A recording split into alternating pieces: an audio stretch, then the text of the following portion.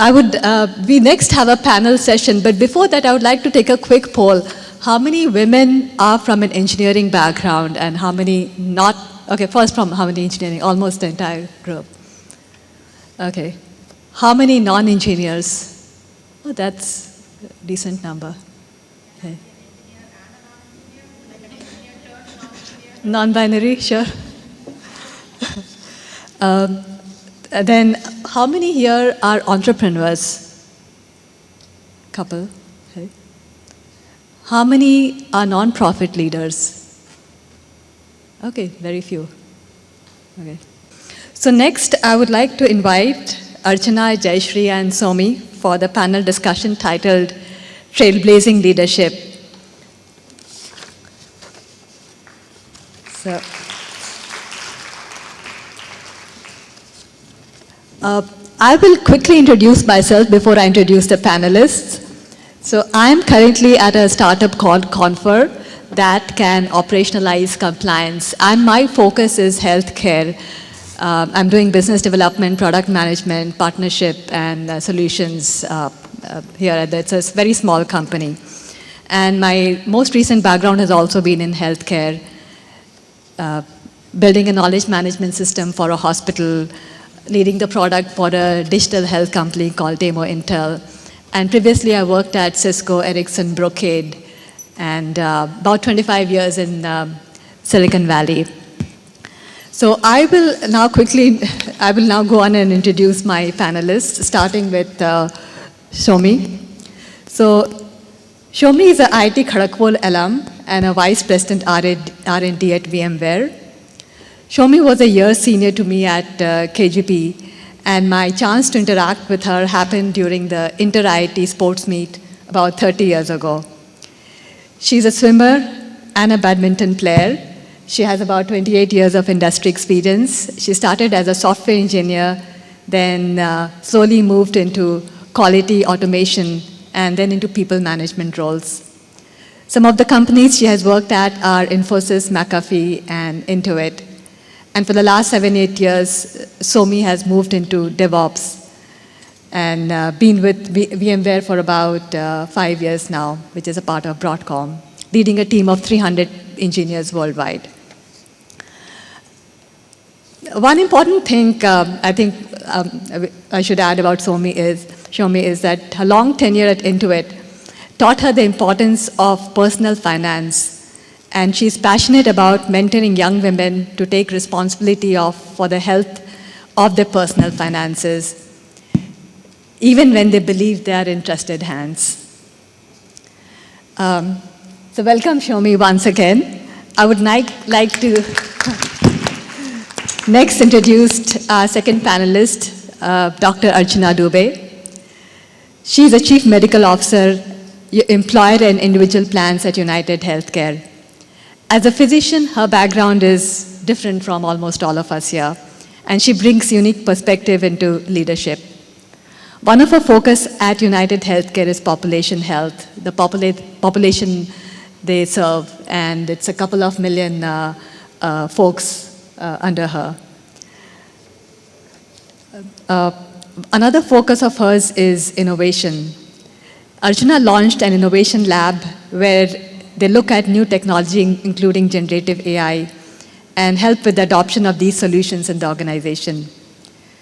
15 years ago, she started leading corporate health, working alongside Google, Qualcomm, Tesla, and then HPE.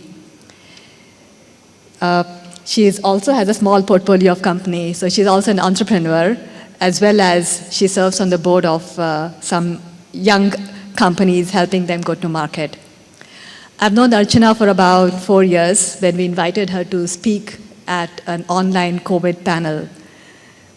About Archana, she is part of the IITBAA Music Club and an amazing singer. So, welcome, Archana, again. Our third panelist is Jayashree Subrahmonia. She's an IIT Bombay alum. I hope I pronounced it correctly, the last name. She's an IIT Bombay alum and the Global Managing Director for AI Research and Products at Accenture. At Accenture, she was brought in to lead the AI innovation team in operations and now leads the global AI, responsible for product and innovation in technology. With 30 years of industry experience, her entire life, as she mentioned in our prep call, has been in AI, including a PhD in AI from Brown, after which she joined IBM's Watson Research in New York, where she started early research in speech and handwriting, and later moved to Bay Area Almaden Research Center.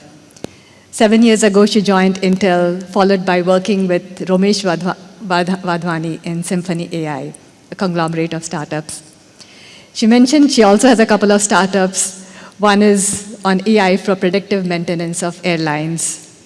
And she is also a big supporter of nonprofit organization. And one of the nonprofits she supports is called A Future for Every Child, to help kids graduating out of orphanages into adulthood. Jayashree is also a talented singer. So once again, welcome to all of you.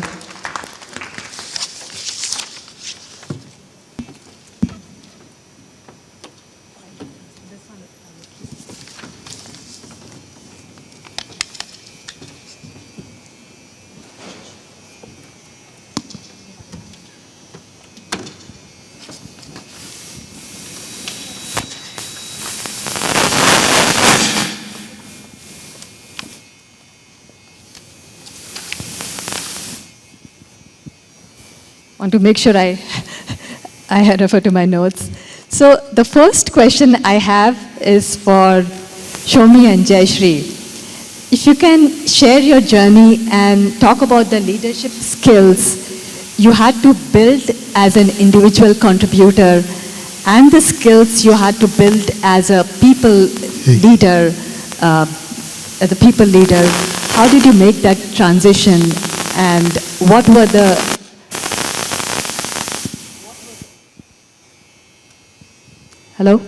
What were the different skills you needed to focus on as in these two types of roles?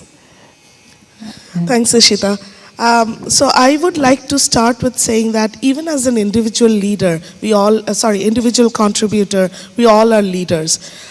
So you start building a leadership quality as you enter the workforce, because you are interacting with each other, you're building the allies, you're building the relationship, you're starting to build the soft skills at that time. Then gradually when you enter into people leadership role, I'd like to say that it's like a bicycle with two wheels on each side, and when you're an individual contributor, the soft skill is the smaller wheel and the technical skills are the larger wheel. And when you slowly transition into the leadership, people leadership role, your soft skill becomes the bigger wheel and the technical leadership becomes the smaller wheel.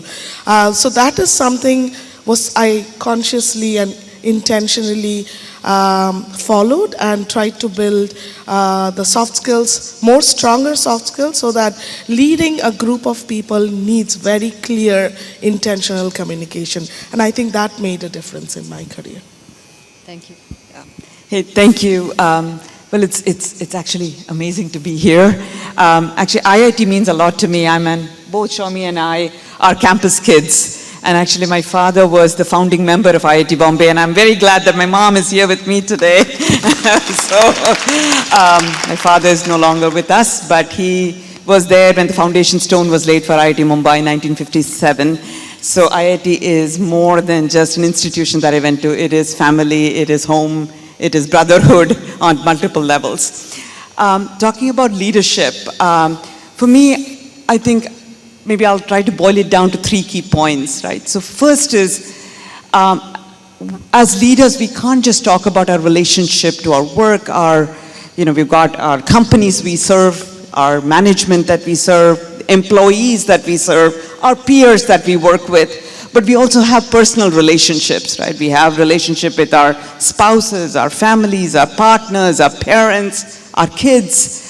So one thing I always tell, during my mentorship session is be very clear about what you expect out of those relationships. Be clear in yourself, articulate it, and make sure that it's clear what's expected and what decisions you want to take. I loved a statement made by one of a leader in India.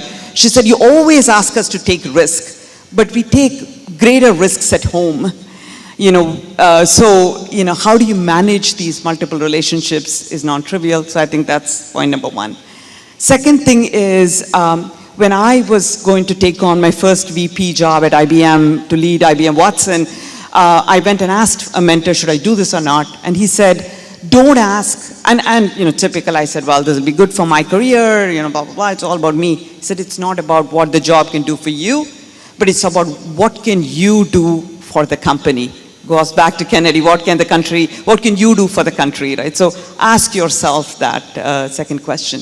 And the last is never make things, about subjective and about the person. If you can break it down to the data and the analytics, you can fight the data, you can argue about the data, but never make it about the person. So it's great again to see the leaders. And finally, I want to say the 12 women in my batch are my greatest friends even today. So please bring your network. I think they'll be there for you for a long time. Thank you. My question for Archana is slightly different because she has also been an entrepreneur. She's a physician, but also an entrepreneur.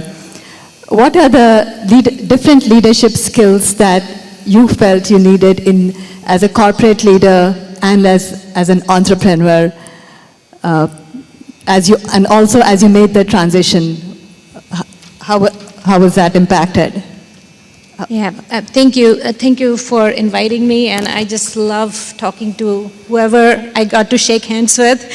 I am not IIT, I am not from IIT obviously, but I have been connected and have been admiring and working alongside IIT graduates, so it's been a pleasure working with them and pleasure to be here. So I'm kind of tying my career journey to the question that you asked. Through my life, I've made decisions or pivots that we talked about in the prior keynote speak. I was marching towards becoming a policewoman in India. My dad was in police, he's an honest police officer. I saw him serving communities and really meaningfully impacting people and their lives with empathy and integrity. And that's something that inspired me, and I was marching towards it. And at that time, my dad was positioned and posted in Bhopal, the city called Bhopal. And overnight, my life changed because gas tragedy happened. And I could see almost like what you can see a vision. I could see the story of my life changing at that time when I saw exactly what transpired. And it influenced me in the grade 10 that I was in to change the trajectory of my life and embrace what is in store for me. So I did choose to go into healthcare instead of going to become a policewoman. But some of those traits of being a policewoman, I still use them, which is like assertiveness and also empathy and integrity that my dad brought as a value to me. And then through my career as a physician, I have really traced my path of impact. So whether it's impacting one person's or patient's life at a time as a practicing physician, to then impacting a bunch of trainees at a time when I was teaching at Stanford for 15 years, and then joining larger corporations to help deliver a strategy on population health, impacting hundreds and thousands of lives. When I joined HP, we had 350,000 employees worldwide. And as their global medical director, to kind of understand local teams working alongside in a remote setting. This was not the post-COVID Zoom time. So to be able to rally the team along with one, empathy, and the second thing was vulnerability. Really sharing with them that, I don't know really what is the ecosystem there. Please educate me. So be able to share that I don't know all the answers. I'm here to learn. So those are the things that are soft skills that you were talking about. Empathy, integrity. You say what you do and you do what you say. And then third is vulnerability, to be able to express that I don't know everything to my patients, to my team in that capacity, and now in my team that is also worldwide, to be able to say exactly that. So those are like following that path of impact and expanding the population that I could influence with my skill set, but then also using those life skills and soft skills, which are really the hard skills of leadership that you could utilize in your lifetime. A couple more things that I want to add on. The one thing that you also talked about, and the storytelling. In a bare and the most raw sense, we are really salespeople. We are selling a vision, a story, an idea as an entrepreneur, because the 3 companies that I founded, you're trying to make something out of nothing. So you want to learn to kind of hone in, to be able to tell a story, to rally people around it. And it's very salesperson's job, if you think about it. But so developing that respect and learning, we're always selling. Whether I'm trying to sell a treatment plan to my patient, or I'm trying to sell a business idea to a VC, we're always selling. And life is transactional, whether we like it or not. So every time when you are doing or asking for a favor, think about like, what can you do? So think about when you're reaching out for a good, like a promotion, think what you can do for the company too. So those are 2 things to kind of remember. Thank you. That was a lot of nuggets of wisdom in what all of you shared. Switching gears a bit, a common theme that came across even in the fireside chat is about challenges. So a question for, my next question is, if you can talk about a challenge you encountered in your journey, in your leadership journey, and how you overcame it. Again, you all don't have to answer the question if this is a question that's something that you did have. If there's something you encountered, then you're welcome to address it.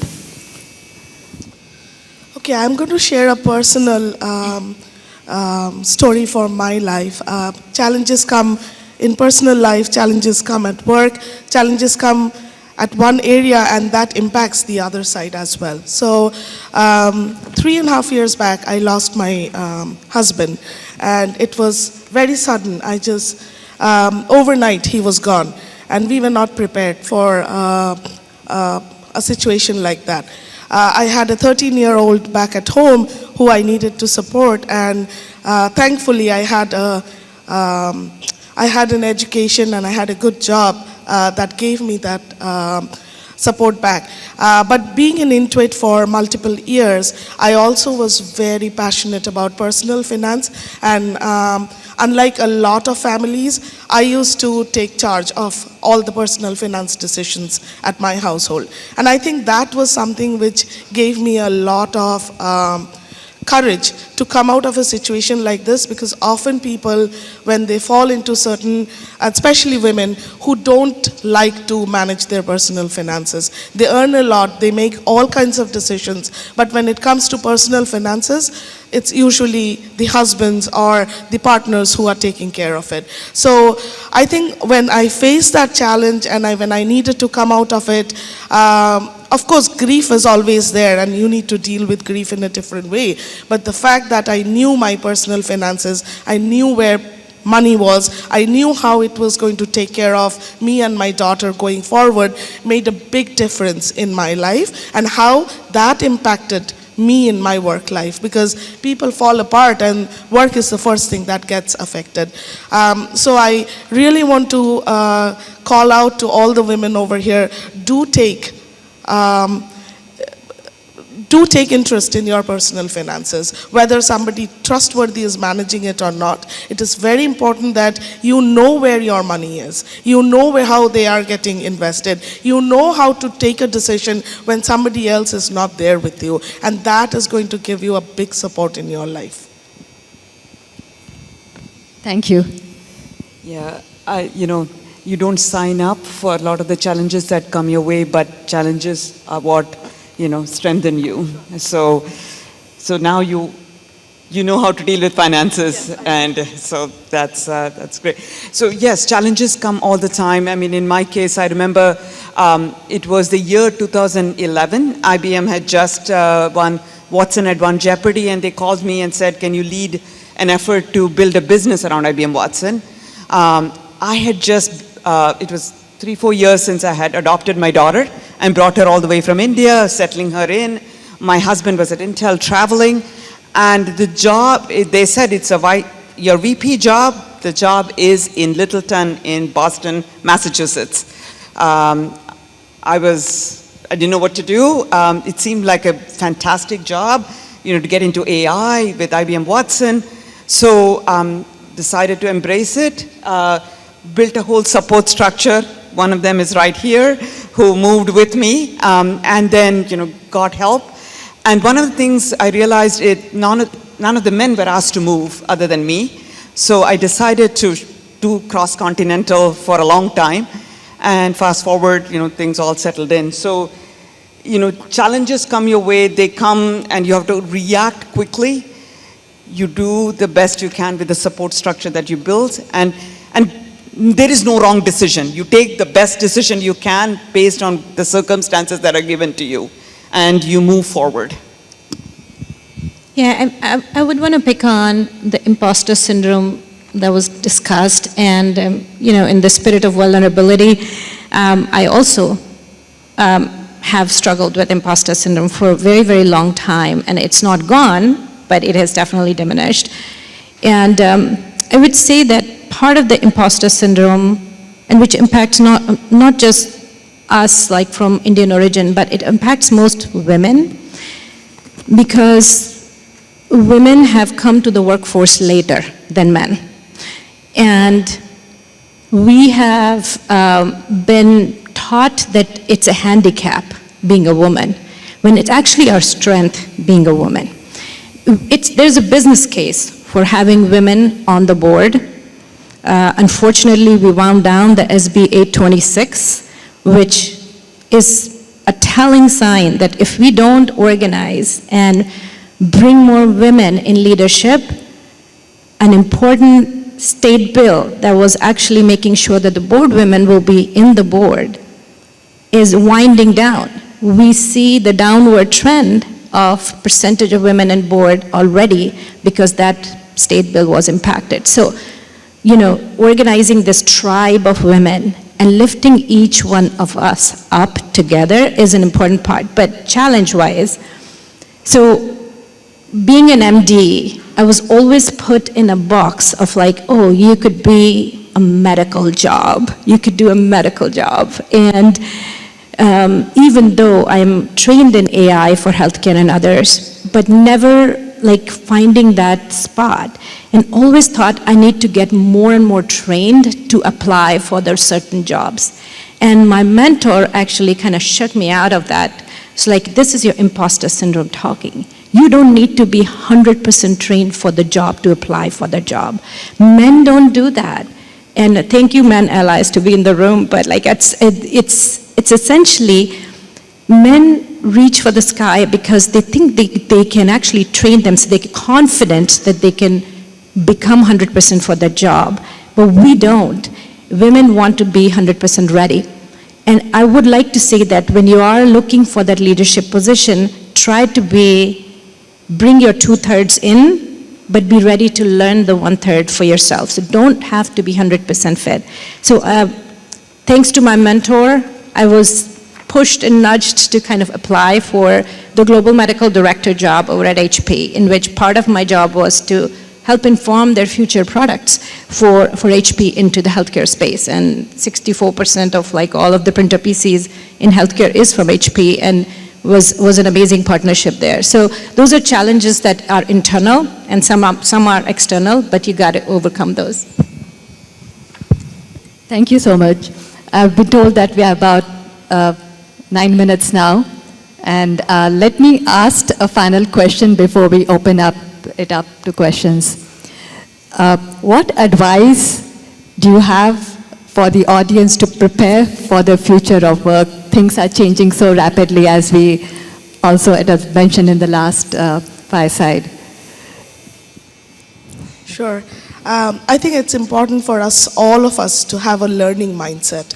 So things will constantly change, things are changing, and we should be in a position to constantly keep learning, keep ourselves open to what is coming in and how we can adapt and learn.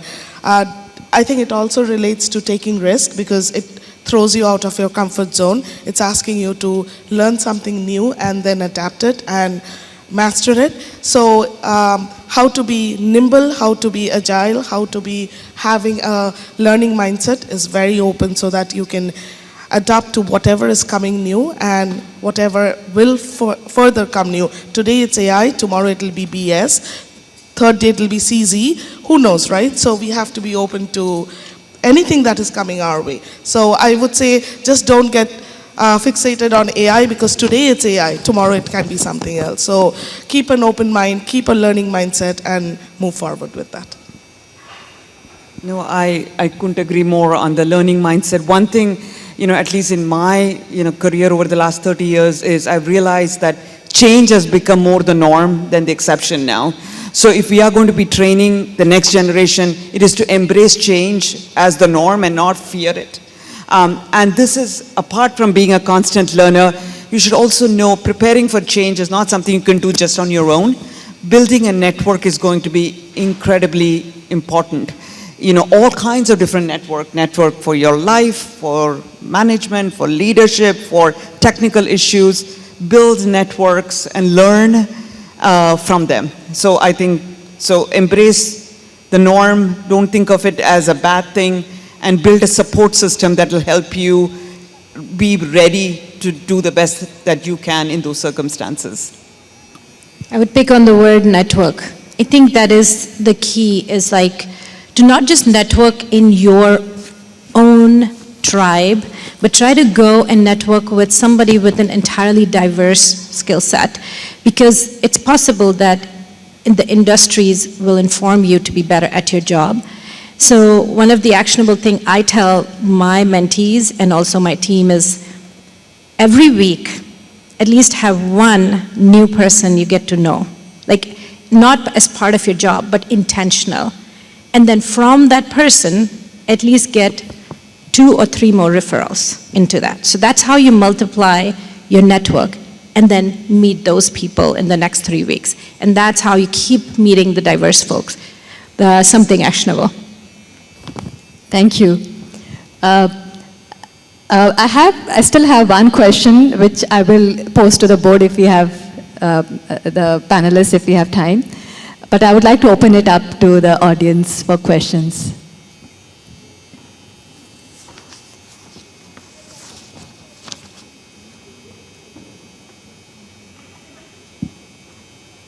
Hi everyone, my name is Rishika.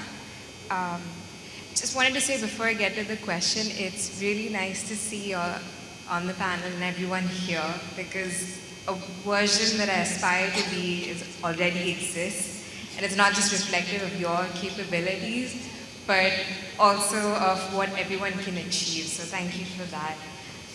One question that I have is, people have different paces when it comes to completing their tasks or achieving their goals. How do you manage to improve your efficiency while keeping up with the high demands in your work? Can you take the mic a little closer? Can you say that again? Yeah, people have different paces when it comes to completing their tasks or achieving their goals. How do you manage to improve your efficiency and keep up with the high demands in your work? I could take a stab at it. I think the most important thing you can do on your efficiency is to take care of your own self, health and well-being. And a few things that you could, the 4 pillars of health, that is what I tell myself and I tell everyone, is to sleep well, because that is one thing that we eat away from. So guard your sleep, because that is where your neurons are untangling and are allowing you to become more efficient. So having that guarded sleep is very important. And I know I'm a physician, that's why I'm talking about it, but that is something that has truly helped in my efficiency. I have to wear so many hats in my job, and to quickly change those is a skill set to be had. And I could see the difference when I didn't sleep versus I slept. The second is move. And exercise is very important. We know all the happiness hormones come through it, but also efficiency hormones come through it. And the third is, we talk about stress management. Stress is the norm of life. We should make friends with it because that allows us to fuel us. But when it's becoming too much, to like using meditation and others also help to untangle our neurons from pathways that we don't want to go down. So those are three things I would say, and fourth is eat well, but that could be the doctor's recipe. I can add to a little more to what Archana said is, we are multitasking. As women, we are constantly multitasking. And there are certain tasks that we can outsource. So look for what you can outsource, what you can hire help as, and don't be ashamed. Don't feel guilty to hire help. Outsource work, hire help, that'll make you more efficient in the core tasks that you are most destined for, right? You don't have to do everything. You don't have to do the dishes. You don't have to do the bed. Somebody else can do it for you. Hire that help to do that for you. And you can focus on the next PPT, the next strategy, the next thing that the child needs at home. Those are more important for you. Yeah, we often feel very guilty when we hire help. Oh, I'm not a good mother because somebody else is doing it for me. Nope, that's bad. And these are awesome comments. Not much to Thunder. But one last thing is, as leaders, you are going to be doing a lot more. So empowering and trusting your team is very important. You need to grow leaders, who report to you so that you could do more. So if you start to compete with what they're doing, you're not going to let them grow and you're not going to grow. So if you want to do more, you want to do fast, build a strong foundation and keep building on it. Thank you. Hello? Yeah, my name is Jayashree Khanelwal, and I'm 99 IIT Delhi graduate. So you talked about we as a women don't feel confident in applying for positions, but there are obviously there are two sets of people. One who may be so, I'm the other set of person that I feel that I'm confident, I can do this, So tell me what suggestions you may have for the other set of people when they feel that they can do it. They can take the bull by the horn and they can get the job done, they can deliver, they can build the strategy and drive the business. But somehow they don't get opportunity. Then tell me what would be your suggestions or recommendations? So first and foremost is, I think the best thing you could do to help a person like that is to know their own strength and what they're good at, and helping them articulate that to themselves so they become confident. And then helping them sell themselves better. I think that's a great point that Archana made. We all have to sell ourselves into the positions, into the roles that we desire. So first is knowing who we are and what we are good at, and then helping them sell themselves better. And I think that's the best that we could do in our network as leaders. For example, I run a weekly forum for just the women in my worldwide group. And we just talk about non-technical stuff. We talk about dealing with careers, roles, dealing with meetings, how to answer questions when somebody's in your face, how do you deal with it? These are all, and at the end, knowing yourself and knowing how best to sell yourself. And that's really important.